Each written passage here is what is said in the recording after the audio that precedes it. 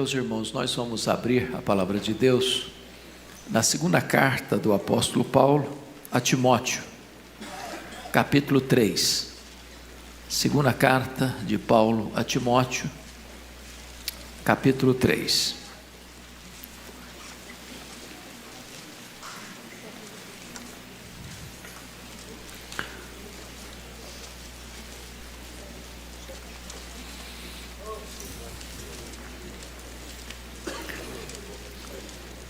Paulo escreve o seguinte: sabe, porém, isto: nos últimos dias sobrevirão tempos difíceis, pois os homens serão egoístas, avarentos, jactanciosos, arrogantes, blasfemadores, desobedientes aos pais, ingratos, irreverentes, desafeiçoados, implacáveis, caluniadores, sem domínio de si, cruéis, inimigos do bem, traidores, atrevidos, enfatuados, mais amigos dos prazeres que amigos de Deus. Tendo forma de piedade, negam-lhes entretanto o poder. Foge também destes. Pois entre estes se encontram os que penetram sorrateiramente nas casas e conseguem cativar mulherinhas sobrecarregadas de pecados, conduzidas de várias paixões, que aprendem sempre e jamais podem chegar ao conhecimento da verdade. E do modo por que Janes e Jambres resistiram a Moisés, também estes resistem à verdade.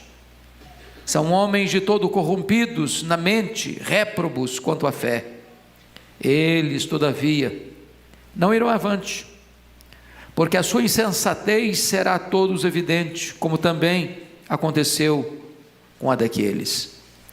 Tu, porém, tens seguido de perto o meu ensino, procedimento, propósito, fé, longanimidade, amor, perseverança, as minhas perseguições e os meus sofrimentos, quais me aconteceram em Antioquia, Icônio e Listra. Que variedades de perseguições tenho suportado. De todas, entretanto, me livrou o Senhor. Ora, todos quantos querem viver piedosamente em Cristo Jesus serão perseguidos. Mas os homens perversos e impostores irão de mal a pior, enganando e sendo enganados. Tu, porém, permanece naquilo que aprendeste e de que foste inteirado, sabendo de quem o aprendeste, e que desde a infância sabes as sagradas letras, que podem tornar-te sábio para a salvação pela fé em Cristo Jesus. Toda a Escritura é inspirada por Deus e útil para o ensino, para a repreensão, para a correção, para a educação na justiça, a fim de que o homem de Deus seja perfeito e perfeitamente habilitado para toda boa obra. Conjuro-te perante Deus e Cristo Jesus, que há de julgar vivos e mortos, pela sua manifestação e pelo seu reino. Prega a palavra, insta, quer seja oportuno, quer não, corrige, repreende, exorta com toda a longanimidade e doutrina, pois haverá tempo em que não suportarão uma sã doutrina. Pelo contrário, cercar-se-ão de mestres segundo as suas próprias cobiças, como que sentindo coceira nos ouvidos, e se recusarão a dar ouvidos à verdade, entregando-se a fábulas. Meus irmãos, eu gostaria de pensar então com vocês sobre o tema: como enfrentar o fim dos tempos vitoriosamente. O apóstolo Paulo escreveu esta carta, segundo Timóteo, nos últimos dias da sua vida.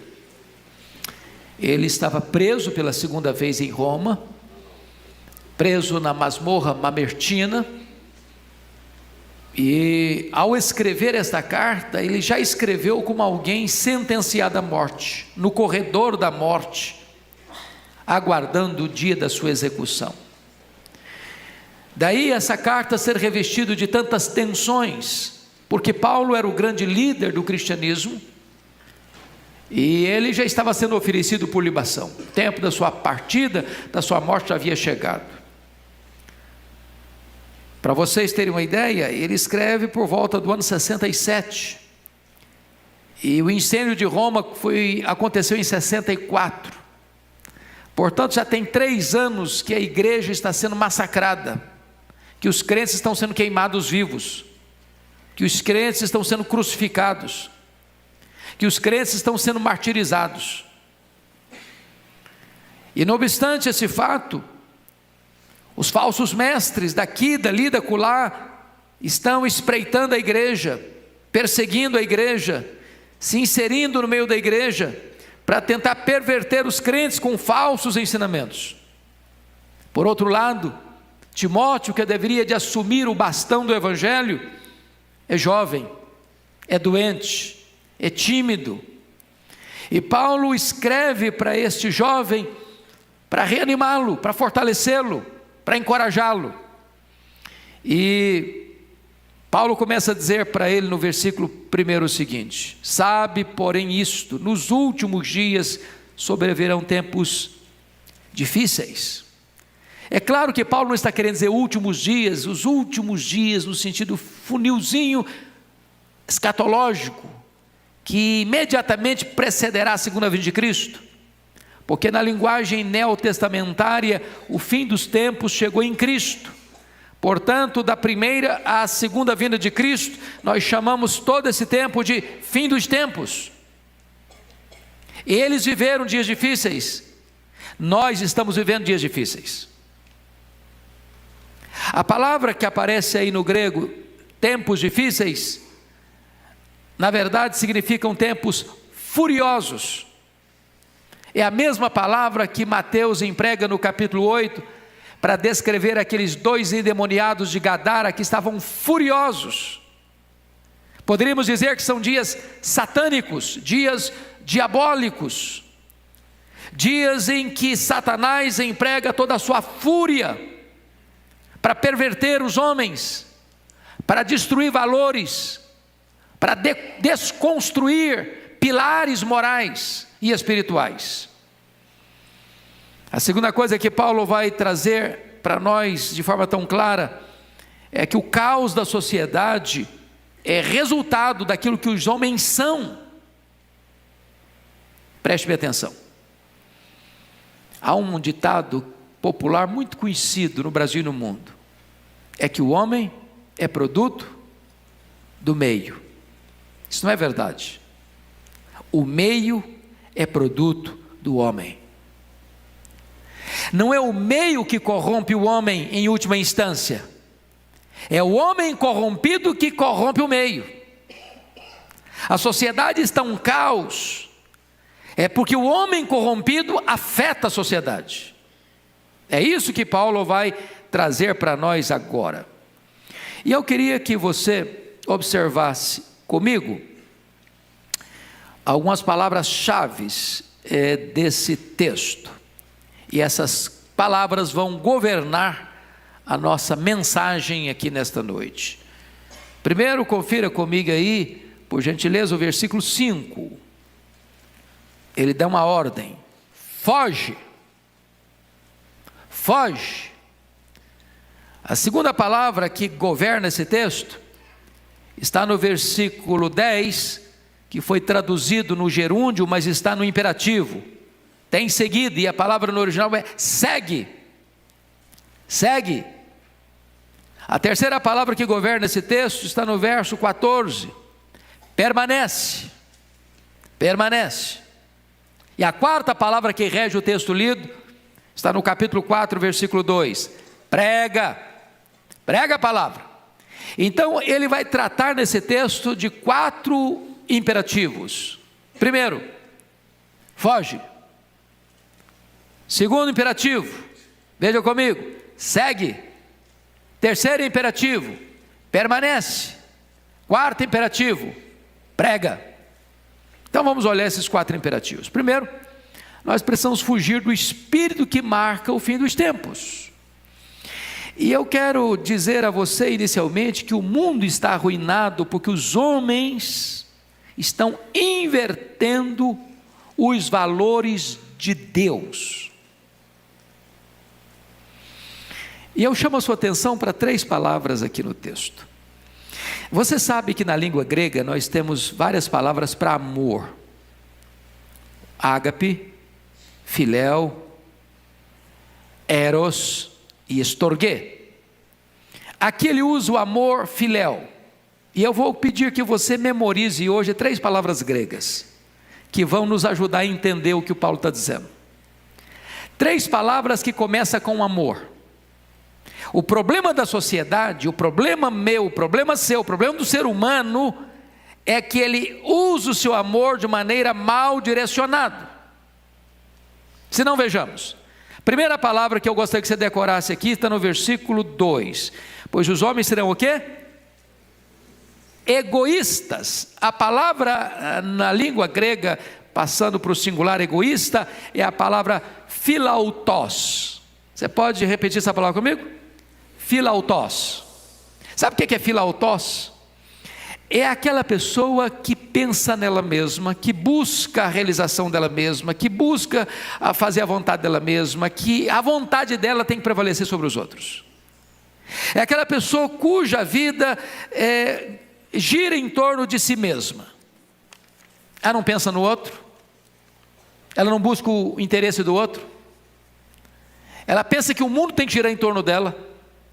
Ela é egocêntrica, ela é egoísta, ela ama a si mesma, não um amor saudável, mas um amor distorcido, um amor que só pensa nela mesma, só busca a vantagem e os desejos e o cumprimento dos propósitos dela mesma. Esse é o philautos. Por que o mundo está assim? Porque as pessoas são egoístas, irmãos. O egoísta, ele quer tirar proveito do outro. O egoísta, ele quer que todo mundo sirva a ele mesmo. Ele usa as pessoas de uma forma a extrair o máximo delas e depois descartá-las. Como você chupa o caldo de uma laranja e depois joga o bagaço fora. Este é o problema da sociedade. As pessoas são egoístas. Marido egoísta, esposa egoísta, pais egoístas, filhos egoístas, patrões egoístas, empregados egoístas, governo egoísta, governados egoístas, cada um pensando em si e não no que é do outro. Isso adoece a sociedade. A segunda palavra que eu gostaria que você decorasse é a palavra seguinte: avarentos. Vamos pegar para o singular. A palavra avarento significa, a palavra grega é filarguros. Você pode repetir essa palavra comigo? Filarguros. Essa palavra filarguros é amante da prata. Arguros é prata. E então amantes da prata significa amantes do dinheiro. É a pessoa que ama o dinheiro. O dinheiro é problema? O dinheiro é mau? Não, o dinheiro é bom, o dinheiro é uma bênção, o dinheiro é bom, é importante, é necessário. Mas quando a pessoa ama o dinheiro, quando ele é um filarguros, quando ela é amante da prata, ela mata por dinheiro, ela morre por dinheiro, ela casa por dinheiro, ela divorcia por dinheiro, ela corrompe por dinheiro, ela é corrompida pelo dinheiro, ela entra em esquemas de corrupção por causa do amor do dinheiro. A vida dela é governada pelo dinheiro. Agora, pense no quadro da sociedade. A maioria dos crimes, por que acontece? Os crimes financeiros. Amor ao dinheiro. Não é que a pessoa precisa, ela tem muito já, mas quer mais. Quem ama o dinheiro, diz a Bíblia, dele nunca se farta. As pessoas que estão saqueando hoje os cofres públicos, as pessoas que estão hoje corrompendo o sistema econômico brasileiro, as pessoas que hoje estão sendo denunciadas nos grandes escândalos financeiros da nação, não são pessoas pobres, que precisam de uma miserável moeda para sobreviver. Elas têm muito, elas têm demais, mas elas querem mais. Não querem o que é lícito, elas querem o que é ilegítimo, elas querem o que é do outro, elas corrompem, roubam o pouco que o outro tem, porque ela quer ter mais. Esse é o filarguros, esse é o amante do dinheiro. E quem ama o dinheiro, atormenta a si mesmo com muitos flagelos. Quem ama o dinheiro, entra num caminho de cilada, e atormenta a sua alma com muitos males, e se perde nesse caminho. Então, temos duas palavras para decorar. Primeiro é philautos. Repete comigo. Philautos. A segunda palavra para decorar é philarguros. Philarguros. Mas tem uma terceira palavra, que é o amor mal direcionado. São as três palavras que ele usa nesse texto, que governam, de certa forma, toda essa lista de pecados. Confira comigo lá no versículo 5. Aliás, versículo 4. Está no finalzinho lá. Mais amigos dos prazeres do que amigos de Deus. A palavra amigos dos prazeres é philedonos.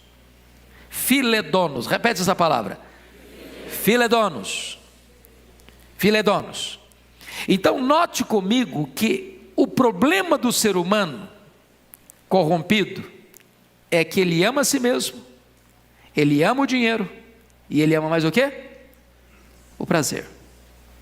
Agora, se você tiver que categorizar os três maiores problemas do homem, nós diremos que o problema do homem é poder, sexo e dinheiro. Estão aqui.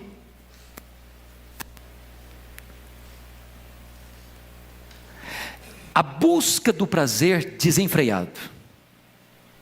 Veja a nossa sociedade, toda a indústria hoje pornográfica é para tentar suprir essa necessidade de prazer. E as pessoas querem prazer. 30% dos homens hoje são viciados em pornografia.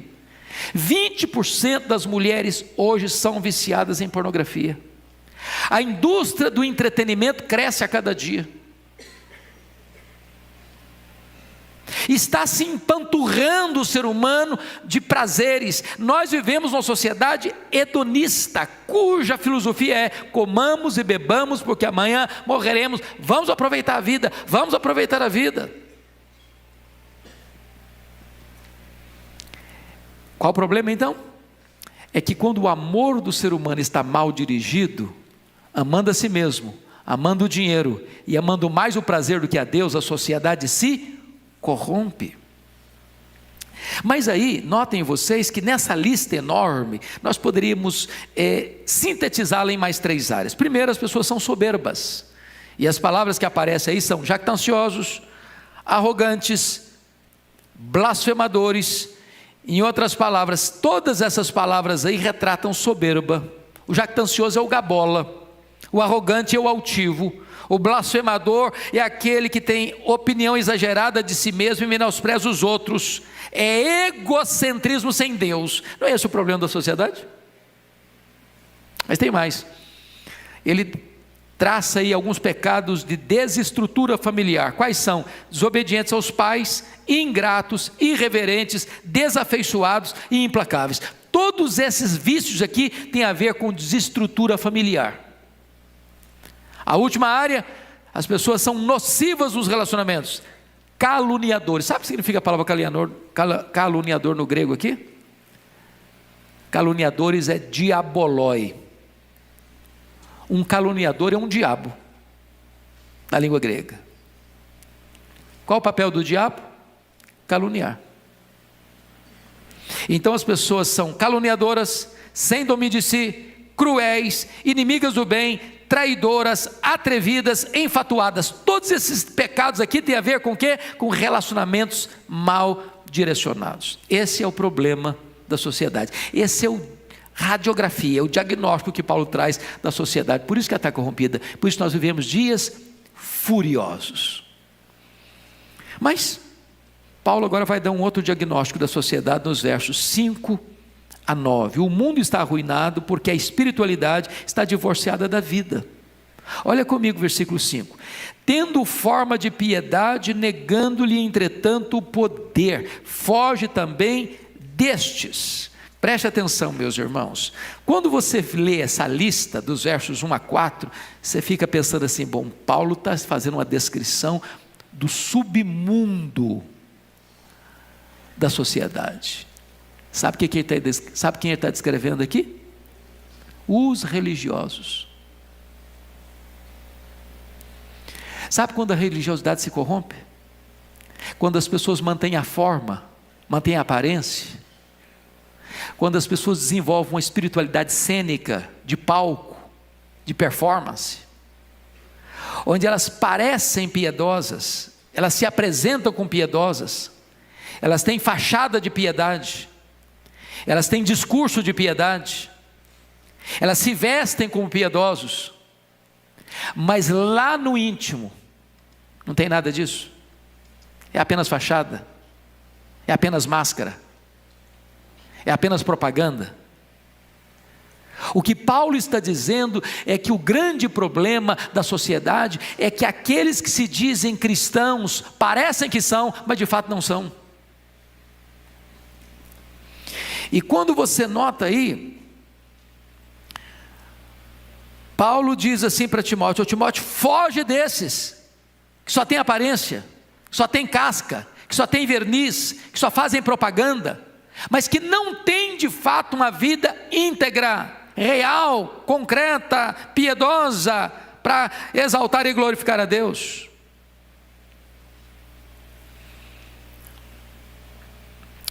Paulo começa a mostrar que essas pessoas são dominadas por esses falsos mestres que tentam seduzir as pessoas mais vulneráveis, essas pessoas que resistem, conforme o versículo 8, à verdade. São homens de todo corrompidos na mente, réprobos quanto à fé. Ele está dizendo que nessa conjuntura de espiritualidade falsa entram os falsos mestres para seduzir, para enganar, para arrebanhar, para fazer proselitismo. E essas pessoas não toleram a verdade, elas resistem à verdade, elas estão corrompidas na mente, elas são réprobas quanto à fé, o entendimento delas está ruim, a fé delas não é verdadeira. E o que acontece? Elas irão avante, elas não irão avante, porque a sua insensatez será a todos evidente, como também aconteceu com aqueles. Sabe o que está acontecendo aqui? O que Paulo está dizendo é o seguinte: os falsos mestres, os falsos pregadores, os falsos profetas, vão chegar um momento, irmãos, que vai entrar em ressaca. A falsa religião vai entrar em ressaca. Vai chegar um momento em que as pessoas vão acordar. Vai chegar um momento que os olhos vão se abrir. Vai chegar um momento que as pessoas que estão sendo enganadas vão abrir os olhos. Não é isso, não é possível. Eu estou sendo enganado, eu estou sendo ludibriado. E essas pessoas não vão avante. Porque o engano delas, a avareza delas, a ganância delas, o falso ensino delas vai ser desmascarado. E então, depois que Paulo diz assim, foge desses, ele dá o segundo conselho. Confira comigo, por exemplo, por favor, versículos 10 a 12. Precisamos seguir o exemplo daqueles que andam com Deus. Então você que está aqui hoje, acautele-se, para você não seguir os passos daqueles que não têm compromisso com a verdade de Deus. Foge deles, foge deles. O que você vai fazer? Só fugir do erro? Só fugir dos falsos mestres? Não. Agora Paulo diz no versículo 10, tu porém segue de perto, ou tem seguido de perto o meu ensino, o meu procedimento, o meu propósito, a minha fé, a minha longanimidade, o meu amor, a minha perseverança. E eu chamo a sua atenção aqui para um ponto importantíssimo. Você e eu precisamos de modelos, de exemplo. Irmãos, nós temos o nosso modelo maior, que é Cristo, mas nós precisamos olhar para gente de carne e osso como você e eu, dizer, eu estou seguindo gente que anda com Deus, gente que conhece a Deus, gente que tem ensino genuíno, gente que tem procedimento verdadeiro, gente que tem fé genuína e pura. Para um pouquinho comigo. Eu fui criado na região rural. E na região rural você sabe que o que separa um sítio do outro, uma fazenda da outra, são as cercas. Cercas. E quando você vai fazer uma cerca de arame, por exemplo, farpado, você tem as estacas e você tem os mourões. O mourão é uma tora grande, robusta. De quando em quando você bota um mourão. Aquele mourão é que sustenta a cerca, e no meio dos mourões você põe estacas mais frágeis. A igreja precisa de mourões. De mourões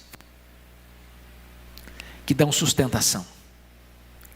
De você olhar para ela e dizer: aqui está a verdade, ensina a verdade, prega a verdade.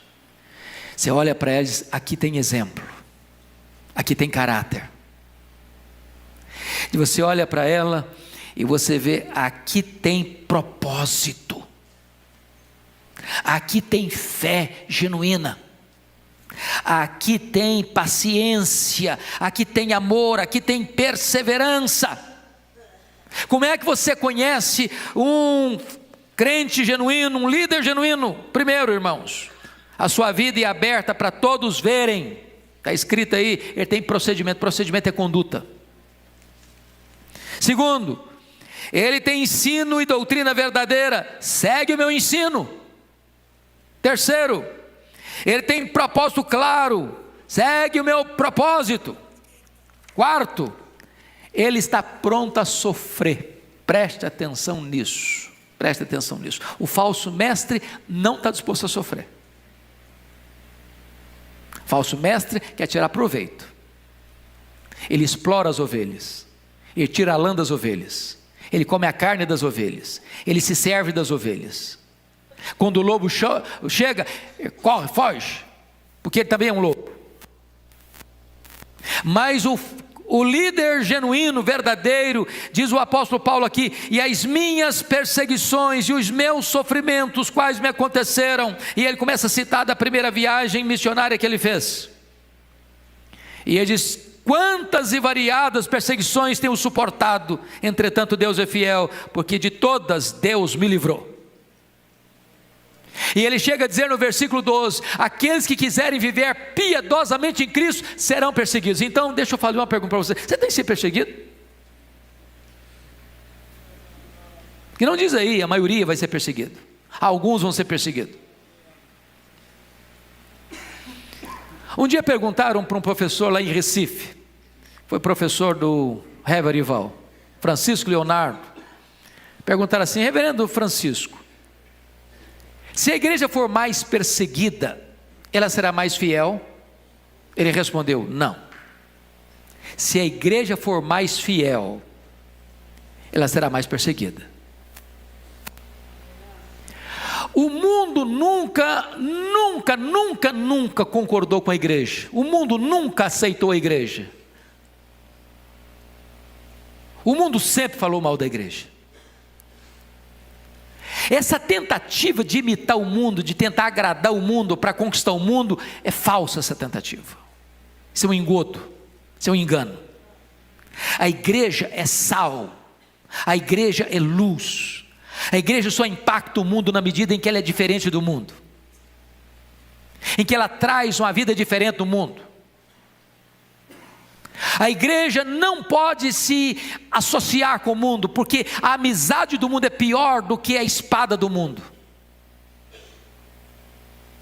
E desta forma, meus irmãos, nós precisamos entender que quando a igreja é perseguida, só porque a igreja é fiel, ela é perseguida, e quando a igreja é perseguida por sua fidelidade, a igreja avança, a igreja cresce, a igreja experimenta as maravilhas de Deus.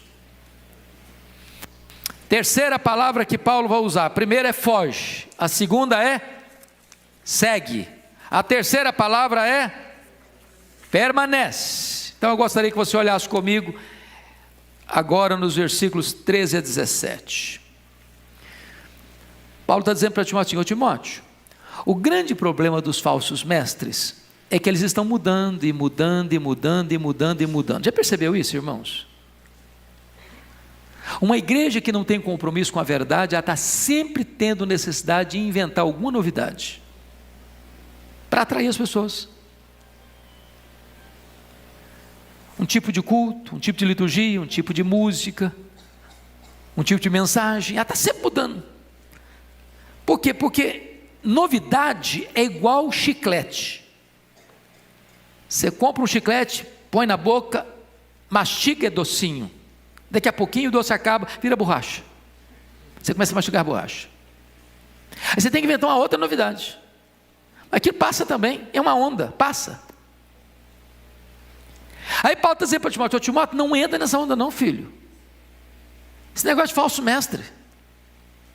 Você, meu filho, permanece. Mas permanece, Tiago, naquilo que você aprendeu. Você sabe de quem você aprendeu. Você aprendeu isso desde a sua infância. Desde a sua infância você conhece e sabe as sagradas letras que tornam você sábio para a salvação. Permanece na palavra, filho. Não se deixe seduzir não. Não se deixe ludibriar não. Não se encante com esse glamour das novidades do mercado da fé não. Permanece, filho, firme na palavra. Oh, irmãos, essa é a maior necessidade da igreja brasileira. O que mais a igreja brasileira precisa é de uma reforma nos púlpitos. Em vez do púlpito ser um palco para apresentar novidades para o povo, o púlpito precisa ser a fonte da pregação genuína e verdadeira da palavra de Deus. Essa palavra é viva, essa palavra é atual, essa palavra é inerrante, essa palavra é suficiente, essa palavra não pode falhar. Ela foi atual ontem, ela é atual hoje, vai ser atual amanhã, ela foi oportuna ontem, é oportuna hoje, vai ser oportuna amanhã. Prega a palavra, é a ordem de Paulo a Timóteo. Nós precisamos, irmãos, de um verdadeiro reavivamento nos púlpitos, uma volta para as Escrituras. E aí, Paulo vai mostrar para Timóteo que há um contraste entre a instabilidade dos impostores e a firmeza dos que permanecem na palavra de Deus. Tanta novidade hoje, irmãos. Vocês acham que tem novidade nas igrejas hoje? Irmãos, tem dia que eu faço o seguinte propósito: hoje eu vou ligar a televisão, vou assistir um sermão, vou ficar pelo menos 5 minutos sem mudar de canal. Com 2 minutos eu não aguento, fervo o sangue.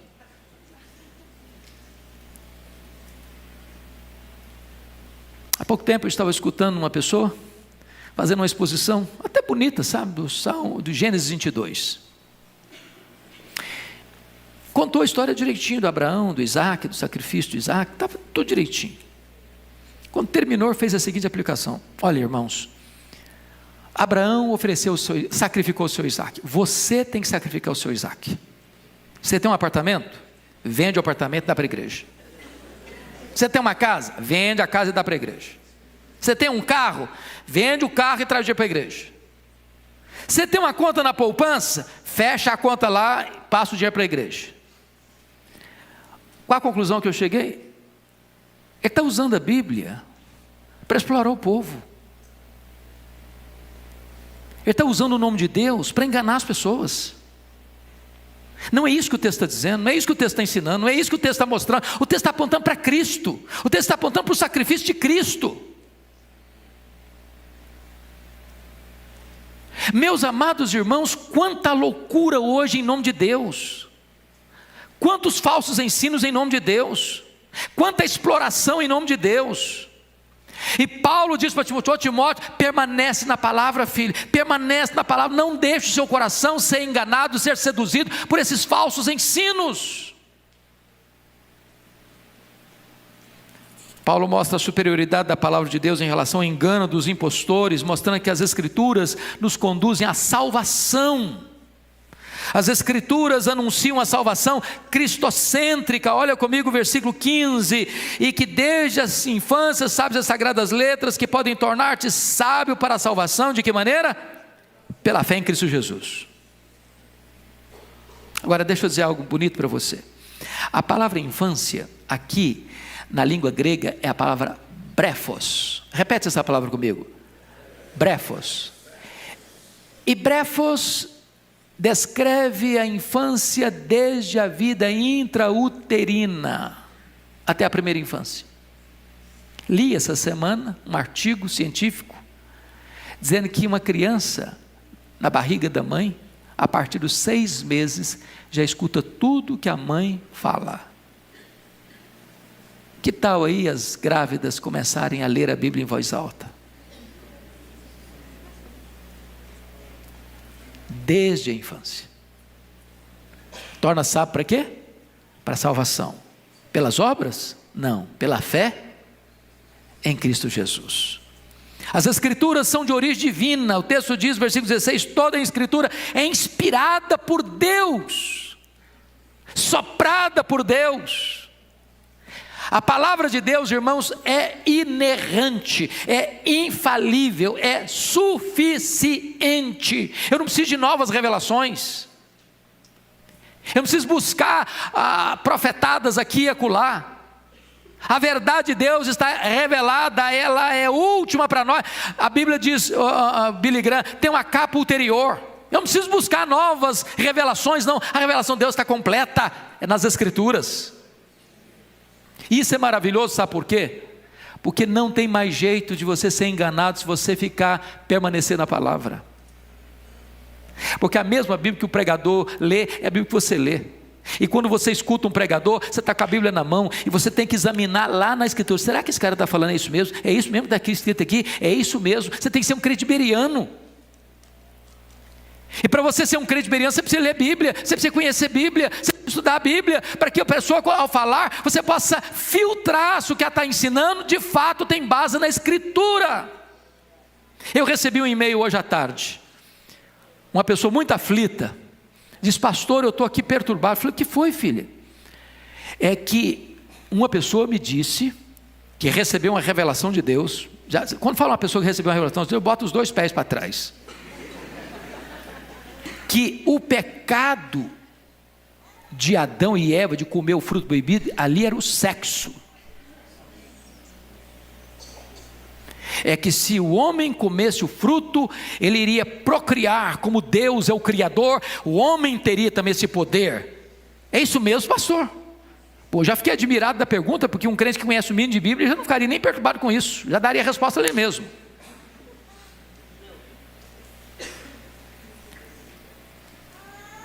Tantas revelações estão recebendo por aí, que não tem nada a ver com Deus, porque quando Deus criou o homem, antes do pecado, ele disse, crescei, multiplicai, enchei a terra. É claro que o fruto proibido não é sexo. O sexo já era desfrutado antes da queda, sem qualquer problema, é bênção de Deus. Por isso Deus instituiu o casamento. Mas, terminando, Paulo vai para a quarta palavra. A primeira palavra qual é? Foge. A segunda palavra é? Segue. A terceira palavra é? Permanece. A quarta palavra é? Prega. Então vamos ver agora capítulo 4, a 4, Paulo mostra a base da sua exortação. Devemos, preste atenção nisso, olhar, irmãos, para o dia da prestação de contas. Conjuro-te perante Deus e Cristo Jesus, que há de julgar vivos e mortos pela sua manifestação e pelo seu reino. Prega a palavra. Sabe o que está dizendo? O que ele está dizendo aqui?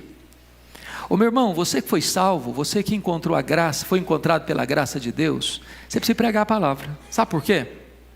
Você vai ter que um dia comparecer perante o juízo de Deus. Vai prestar conta da sua mordomia.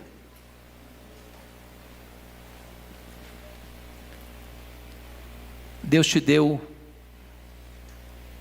a salvação, não para ser retida, mas para ser partilhada. Você não é um reservatório, você é um canal. Não retenha essa mensagem apenas para você. Pregue na sua casa, lá na academia, você está fazendo ginástica, pregue lá. Vai pegar um táxi, prega para o motorista. Está no ônibus, está no metrô, fale com a pessoa do lado.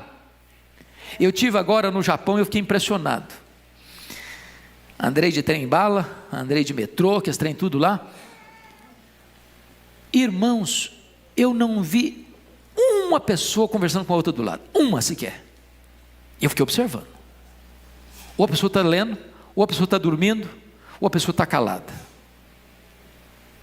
Parece que nós estamos pegando essa cultura. Muita gente, mas ninguém fala com ninguém, ninguém conversa com ninguém, ninguém se importa com ninguém.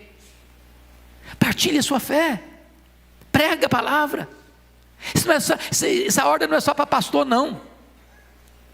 Todo aquele que foi alcançado pela graça é um dispenseiro da graça, é um dispenseiro desta mensagem. Prega a palavra. O poder não está na sua eloquência, o poder não está no seu conhecimento, o poder está na palavra do Deus vivo. Prega a palavra.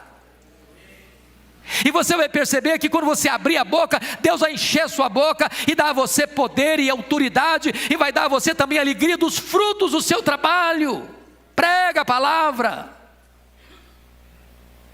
Tantas heresias sendo pregadas, tanta gente com mais coragem do que nós crentes, saindo de porta em porta, pregando uma falsa doutrina, e você conhece o Evangelho, não sonegue este Evangelho, prega a palavra, diz Paulo. Agora notem, Paulo não manda pregar sobre a palavra, ele manda pregar a palavra, porque a palavra é o conteúdo da pregação e a autoridade do pregador. Você não tem outra mensagem, você não cria mensagem, você não inventa mensagem, a mensagem está aqui, é a palavra. Comunique essa palavra.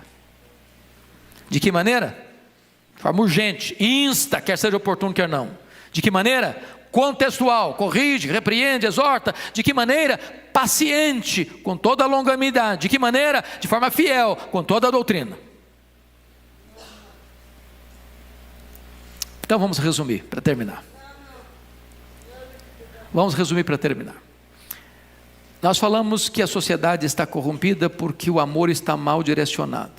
E nós falamos de 3 palavras diferentes na língua grega: filautos, filarguros e qual a outra? Filedonos. Filautos, filarguros e filedonos. Amante de si, amante do dinheiro e amante do prazer. Se você é amante de você mesmo, do dinheiro e do prazer, é hora de você redirecionar o seu amor. No mundo você tem Deus, você tem pessoas, você tem coisas. Você adora Deus, você ama as pessoas, você usa as coisas. Se você inverter isso, sua vida fica de ponta cabeça. Se você amar as coisas, você vai usar as pessoas, você vai se esquecer de Deus.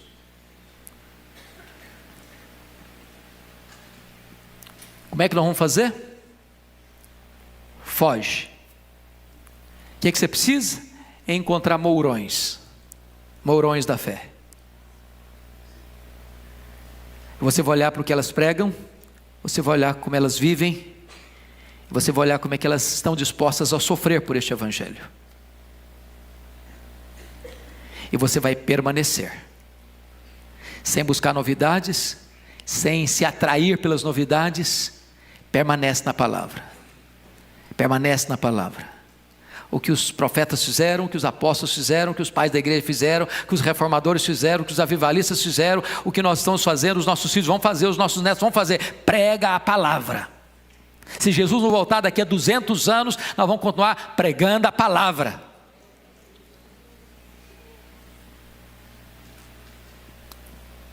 Foge, segue, permanece, prega.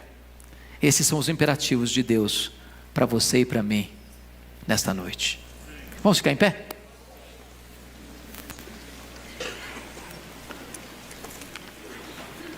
Vamos orar, queridos. Ó Deus, receba a nossa gratidão nesta noite, porque a Tua palavra, que é viva, que é atual, que é poderosa, traz para nós um diagnóstico, uma radiografia da sociedade em que vivemos. Os dias são maus, são furiosos, porque o amor das pessoas está mal direcionado, porque a família está se desconstruindo, porque os relacionamentos estão adoecidos. E nós te pedimos, Deus, que seja hoje aqui nesse lugar um tempo de restauração, que Tu trates conosco, para que a nossa vida esteja com amor direcionado, amando a Ti sobre todas as coisas e amando o nosso próximo como nós mesmos. Ajuda-nos, Deus, a não amar o dinheiro, mas usá-lo para a Tua glória. Ajuda-nos, Deus, a sermos mais Teus amigos do que amigos dos prazeres, a nos deleitarmos em Ti, buscando o prazer genuíno e verdadeiro, e jogando para fora da nossa vida qualquer prazer que seja carnal, que esteja a ponto de destruir a nossa alma. Deus amado, rogamos-te que tu nos ajudes a imitar aqueles que andam contigo, que tu nos ajudes a permanecer firmes na tua palavra, sem nos desviarmos nem para a direita, nem para a esquerda. E ajuda-nos, meu Deus, a não reter esta palavra, mas pregá-la na força e no poder do teu Espírito. Em nome de Jesus e para a glória de Jesus oramos. Amém. Amém.